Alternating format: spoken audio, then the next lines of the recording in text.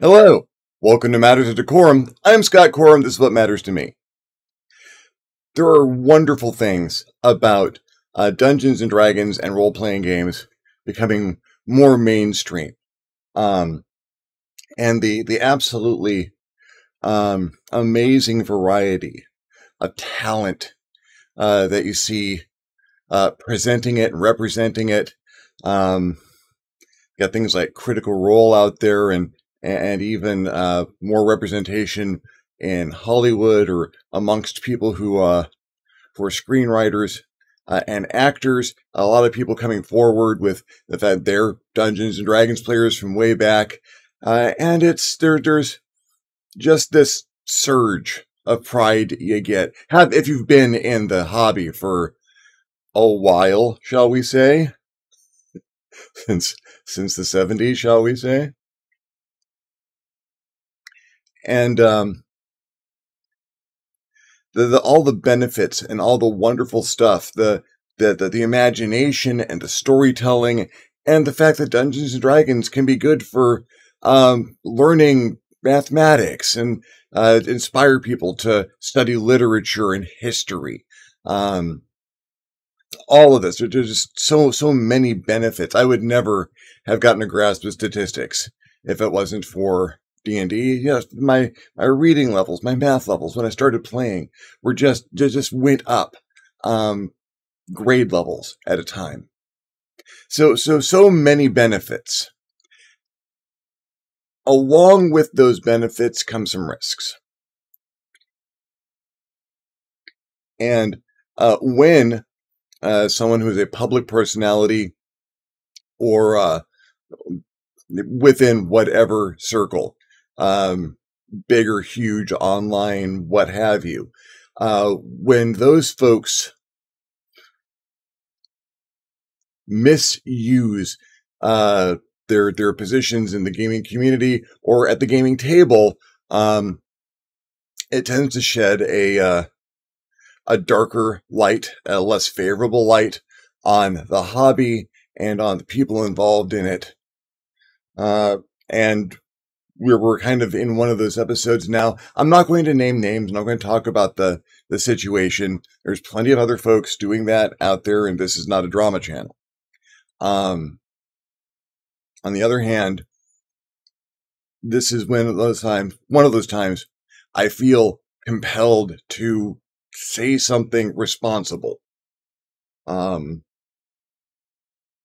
have a public forum, limited as it is, and I have a responsibility to represent my hobby and my craft and my career in the best light that I possibly can. I have talked before about the ethics of the position at the head of the table, the dungeon master, the game master, the storyteller, what have you.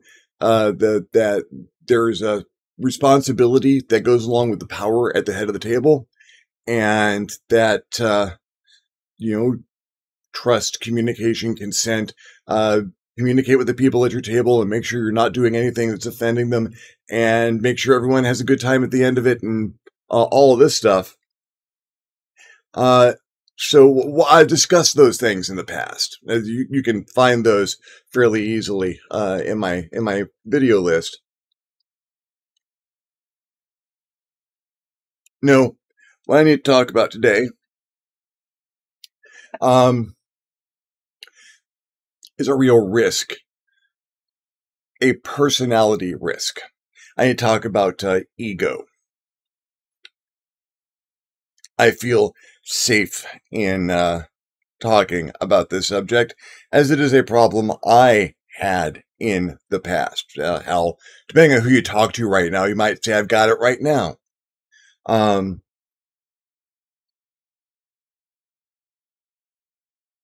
Dungeons and Dragons introduced us to this term, Dungeon Master.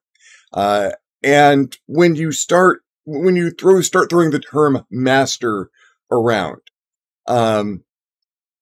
it has connotations of authority, connotations of power, connotations of being the person in control. And, Dungeon Master and D&D Game Master and many other systems, including my own. Some systems have toned it down to storyteller or coordinator, but that moniker, that onus that hangs with that particular position, Dungeon Master, it stuck. It sticks pretty much across. You can have the gentlest, most inclusive, most integrated rule set you can possibly imagine, and there's still generally, not in every case, but generally, there's still one person at the head of the table who is responsible for making everything go.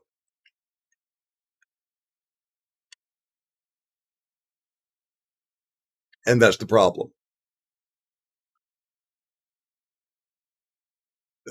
There's a perception in modern culture. It's a niche conception. It's a meme. It's a joke that the game master, the dungeon master, is this source of ego, of mastery. This person who has either through this position risen to a certain level of arrogance, or who took the position because of a certain level of arrogance.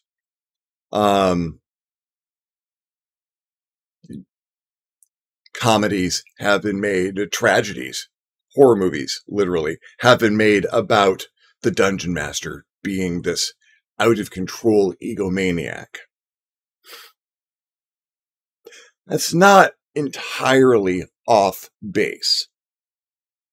No, I'm not saying that every dungeon master has some problem with their ego or some tendency towards arrogance, because it's not the case. I've known a good many people who run games just beautifully, subtracting ego from the process and putting the game and the subject at hand out at the middle of the table and keeping everything constrained to that.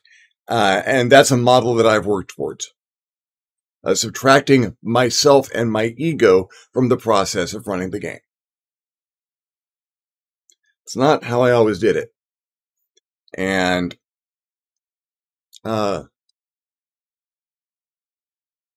it's one of the reasons I mastered the process of mastering games.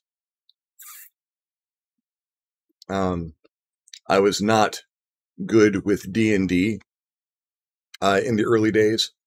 Second edition, I could play it, but I was one of those, what do I do now? Which chart do I look at people? And then I got to running GURPS. Second edition is when I picked up GURPS. And it made more sense to me, and it had a better presentation as far as I could see. And I really liked the system and how easy it was, and the generic mechanic was just really, really good. So I got, over years of practice, trial and error, and I was a student of communications at the time. So you're learning game mastering and you are learning group dynamics. You're learning the same thing in two different ways. My gaming applied to my college career and vice versa. So I was able to, and I had a really good group in college. The Knights of Ithilien at St. Louis Community College at Merrimack. I had a really good group who brought me in and helped me, and as a player, guided me through the game systems we did, which was many of them. And as a game master, they gave me feedback and encouragement and pointers. Everyone at the table ran. Everyone at the table ran at some point in time. I've got a game I want to run. Okay, we'll do that next. And it was very much a learning experience when I started doing stuff After college, moved out to California, did it with smaller groups through local game stores and formed a group of my own. I was the game master. I would run GURPS almost usually. There were a couple of deviations from that, but for the most part, it was me. I didn't hate that. And I was pretty good at it. Good enough to take it to conventions. And, man, if you've never gamed at conventions, if you've never run games at conventions, the more games you ran, the more benefits you got, up to and including having a room for the weekend comped. Old days of Strategicon, I don't think they do that anymore. But I'd run 6-8 sessions in a weekend. 6 or 8 4-hour sessions. 24 to 32 hours of straight game mastering over 3 days. And that is your boot camp. That is your, you may have an idea of how to do this. Now let's train that up. I did that for years. And you do have the risk, as I did, of getting a little bit of an ego about yourself over that particular set of skills.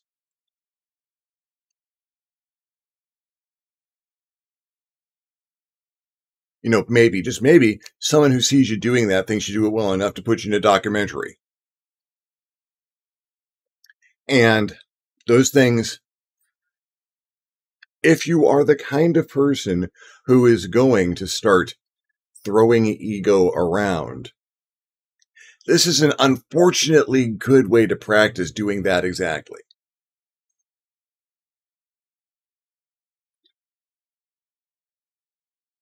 And if you do not take some time to separate yourself from the authority at the head of the table, take your ego out of it, leave your wants and desires aside from running a good game and sharing this experience with the people at your table. You got to take that out. Put it off to the side. You don't have to throw it on a fire or nothing. You're just leaving it around for 3-4 hours at a time while you go run a game.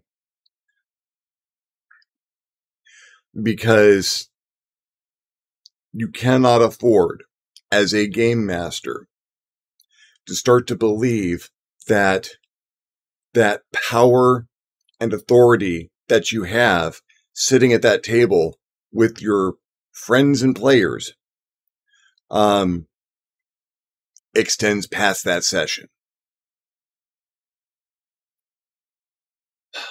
Being a dungeon master is not an office of government. It is not, except for some people, it's not a job.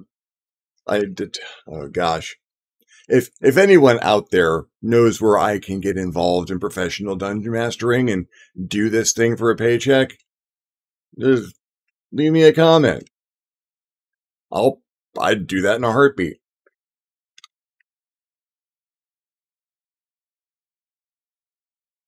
Short of that,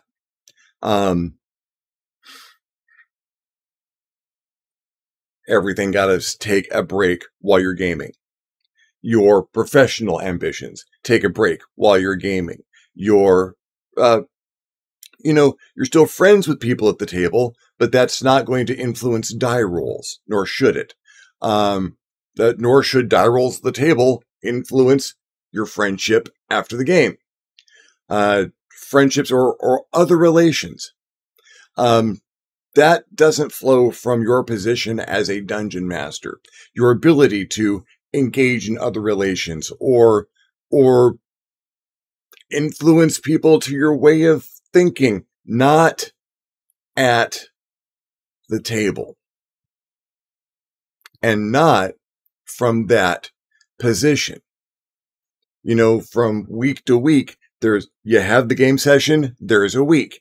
Then you've got another game session. Aside from doing some prep, getting some maps, maybe painting some miniatures or doing a little writing, tidying things up, studying your adventure, that's what you're doing with that game over the week, not using that game, the promise of things in that game, or your influence over events in that game to influence other people in your life? Well, we could, uh, uh, I can't even give examples in this case. I really can't.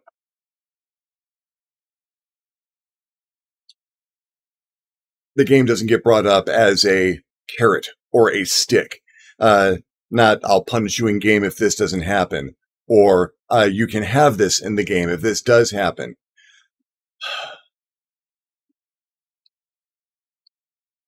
You are only the game master at the game. And to many people, hopefully most people I'm talking to at the moment, this is obvious. This is, well, yeah, that is how that should be. The game master sits down and the game happens, but then when everyone goes home for the day, that's not the game master until the next game. And yeah, that's not, that's not going to influence me between the games. Perfect. And no undue influence should come from the game. The game is a powerful thing. The game is something of value to those people sitting at it. There is something there. You're trying to get goals accomplished. You're trying to get satisfaction out of playing that character, putting that character at risk and seeing it come through. You get agendas for the character. The character starts being something you want to build on and expand. And the game master could threaten all of that. A good game master does threaten all of that, includes some risk in every game. The good game master does it with 100% fairness, or as close to that as they can get, with as little bias as they can manage, except perhaps the bias towards everybody having a good time.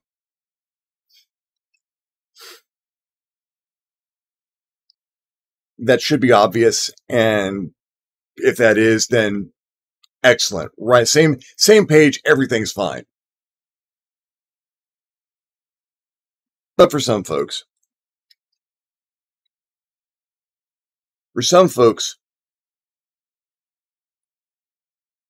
the game master being a position of power and authority can go to their head. I mean, either it can go to their head at the table or during game. It can start to make you feel like you have more power. It can be a rush. There are endorphins involved. You get serotonin from being a dungeon master. And that can rise up and you can start feeling like that gives you abilities outside the game. Doesn't. Or you could theoretically be the kind of person who already has a certain amount of knowledge, skill, experience. You think you have an edge on the folks around you, and the dungeon master position does tend to draw those types of folks. No, I can take care of that. I can handle everything at the table, not a problem. And that's when you have problems. That's when ego starts to exceed the position at the table.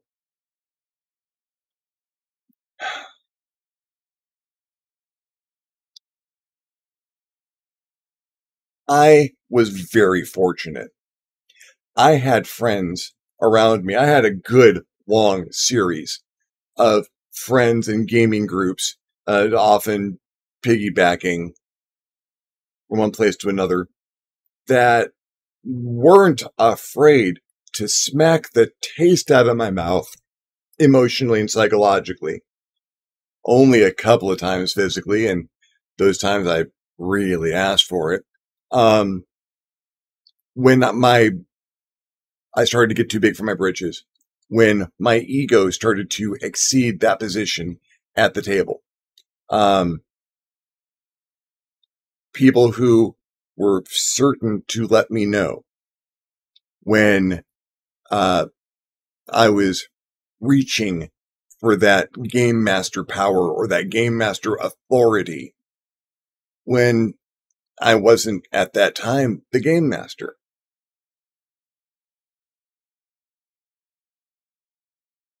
And I needed that.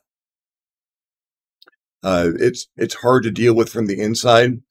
And I'm not going to go into the very long and complicated set of twists and turns in my brain that may be more vulnerable to that kind of behavior.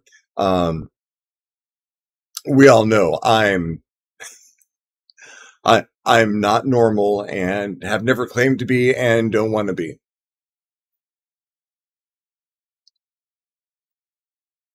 But not everyone who has these tendencies is going to have people around them who will knock them down a peg from time to time.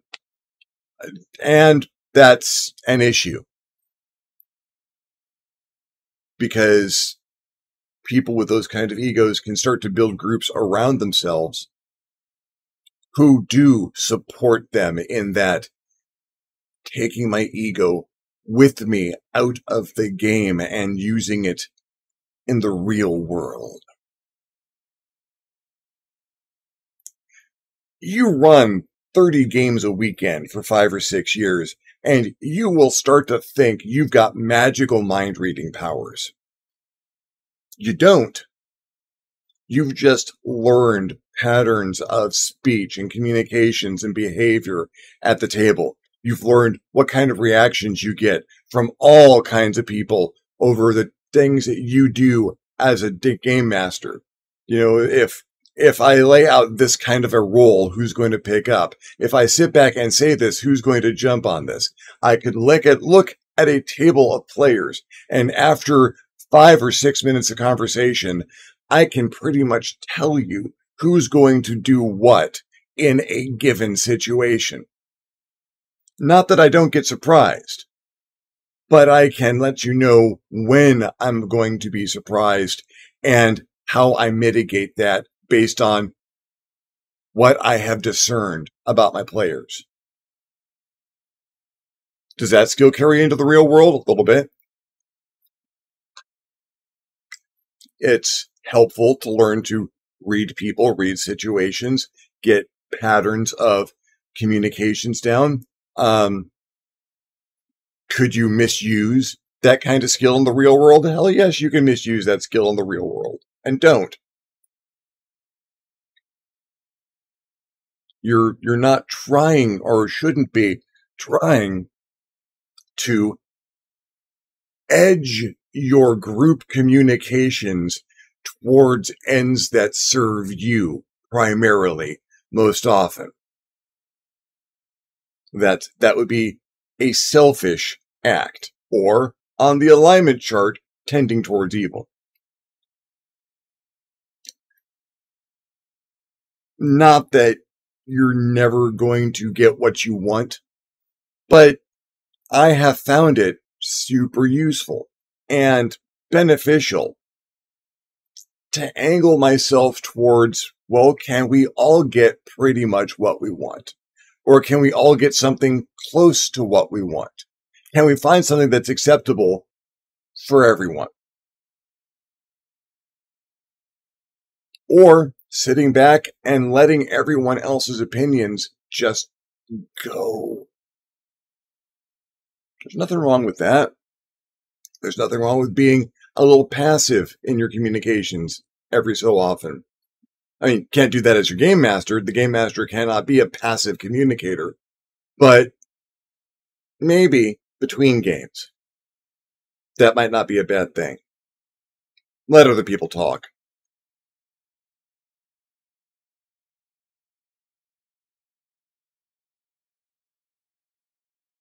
And while I did have people around me who slapped me back, rightly so,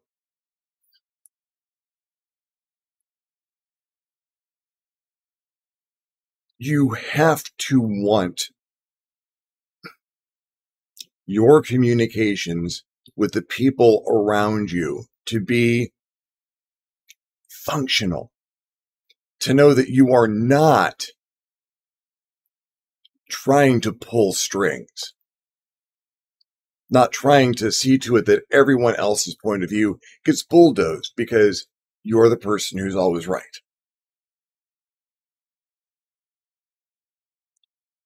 Because the game master can very easily be the person who's always right.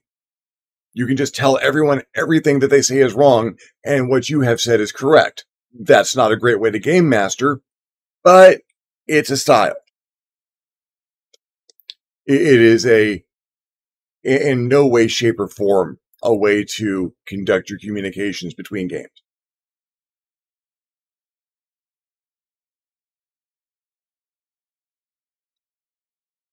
When your ego overcomes your desire for group, when you have put so much more emphasis on everything you think should be done than what the group thinks should be done. Your group of friends, your group of coworkers, your group of colleagues, when your ego becomes more important than any of the rest of their opinions, that group is rightly rid of you. You don't need to be there as a game master or as a friend because you're probably a controlling asshole at that point in time. And while some people might believe they want one of those around because they keep things spicy, you don't.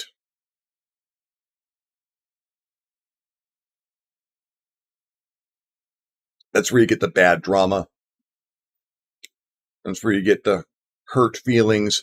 That's where you get classic abuse. Can a game master abuse their players? Yeah.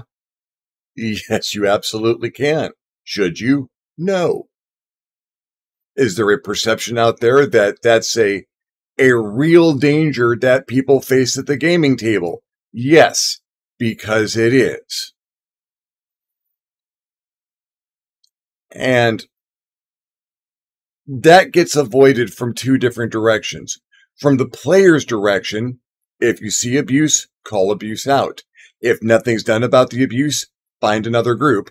That group is not going to be healthy for you or for themselves. If you see it happening at a convention, bring that to staff.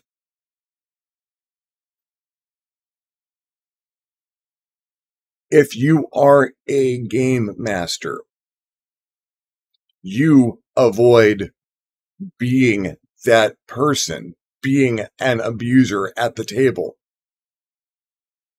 entirely by removing your ego from the game, by taking everything you think you might be able to get out of this personally, by taking everything you think you might be able to convince people of, manipulate people into. You might be able to coerce a little cooperation at the table or later. And don't. You leave that somewhere else. Yeah. Hang it up on a hook and don't pick it up until the dice are put away and you've decided when you're going to meet again.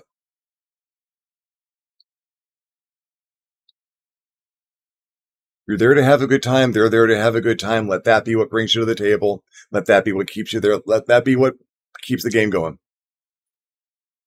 Not your ego.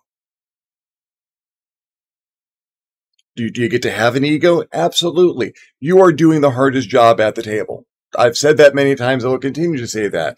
There are reasons that the position of game master has a tendency to swell your head if you're the kind of person who is vulnerable to that sort of thing. Because for those hours of the game, everyone's looking to you. Nothing happens unless you say it's happened. Nothing occurs unless you said, well, let's roll for that.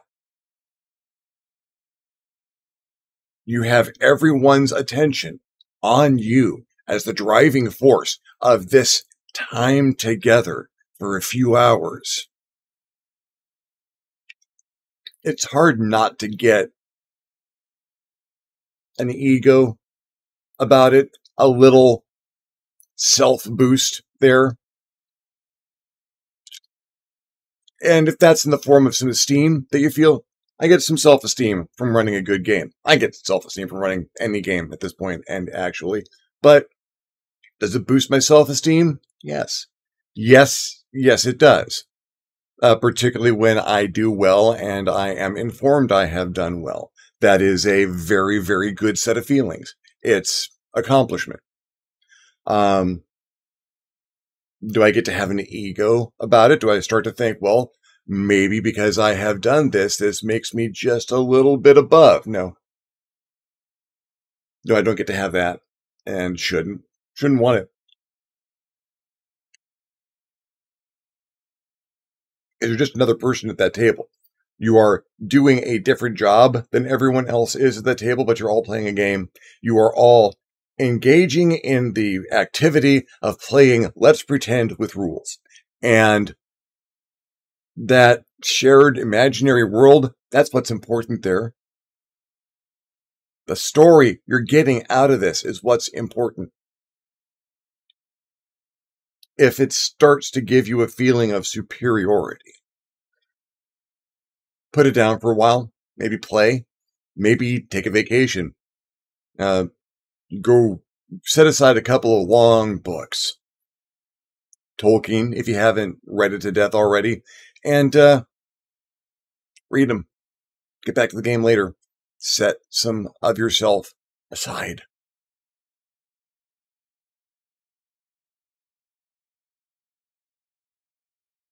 Is it a little restrictive? Is it a little harsh to say you need to keep your ego or any feelings of superiority to keep that out? Maybe it is a hard line where a softer one will suffice, but the damage that you can do by not clamping down on that ego, the damage that you can do if you let that attitude pick you up and carry you, is so much worse than any benefit you will get out of the activity after that point in time.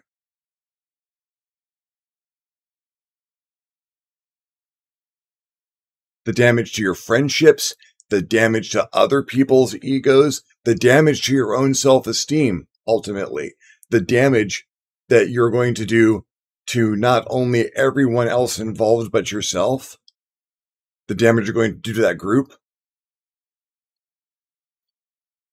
Never mind that you're going to destroy the imaginary world, or at least cause it to never be visited again. Never mind that you're going to take those wonderful memories that you had the ability to build up together and tarnish all of them with drama and grief. Never mind that the activity of gaming alone is going to suffer, but your friendships and your relationships can suffer, and your life can suffer as a result. Just take your ego out of the equation.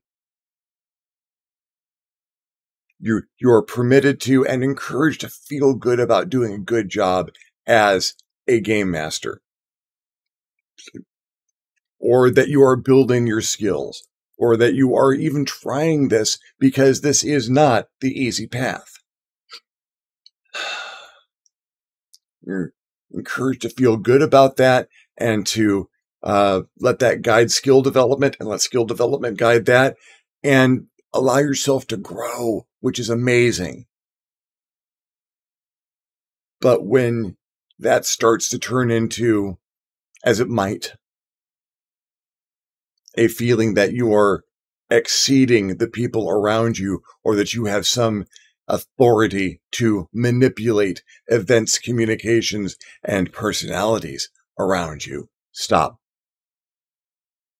You don't have that unless everyone in that group has explicitly given you that kind of permission, has given you, outside of game, that kind of power. And if that happens, you're doing something wrong anyway, and quit it.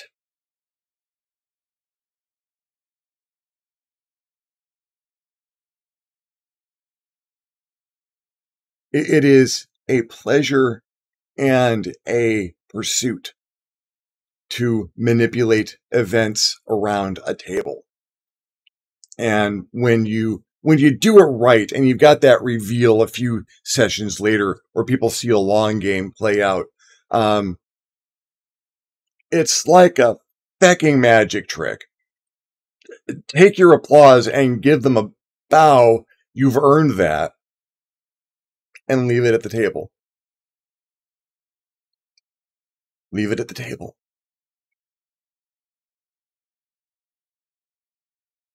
It's not a message that everybody needs to hear. And I understand that. This is not something that is going to, there are going to be people out there who are scratching their heads wondering, what does he mean about this feeling of superiority? And that's great. You keep going with that, not having a grasp on that. And if you do kind of get it because of behaviors that you've seen in other people or perhaps yourself, recognize it. Recognize it as something that doesn't really belong there. Not in this activity, not in this hobby, not doing this pursuit. And treat it as something that doesn't belong there.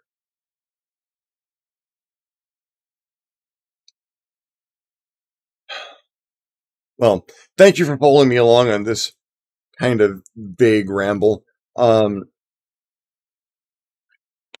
Again, I'm not going to talk about the names and events that precipitated this particular event, or this particular episode. People were hurt. People I would rather not see hurt, which fairly as most people got hurt, were made uncomfortable, were disadvantaged by a situation like this. And if I do not use my platform to say something about it and try to guide a path forward through stuff like this, then I'm not using my platform correctly. Thank you very much for watching this far. More usual stuff. I got a request to talk about the anti-hero, and that's one of my favorite subjects, so I'll probably address that next week. But for now, thank you very much for watching. If you liked the video, give me a thumbs up. If you didn't like the video, give me a thumbs down. Feedback is feedback. If you would like to hear me talk about any other subject or any other subjects you'd like to hear me cover, questions you'd like me to answer, go ahead and leave me a comment down below. I will love getting your comment. You'll love leaving me one. If you haven't subscribed to my channel yet, why not? My channel's awesome. Please hit the subscribe button. If you do, you might also want to hit the notification bell so you're alerted when my videos become available. If you'd like to help the channel out in a more substantial manner, I invite you to hit me up my Patreon page, www.patreon.com/ScottCorum, and consider donating. Absolutely anything helps. Allows me to make better videos more often. In the meantime, thank you very much for watching. I'm Scott Corum. This is What Has Mattered to Me, and I'll see you next time on the next Matters of DeCorum.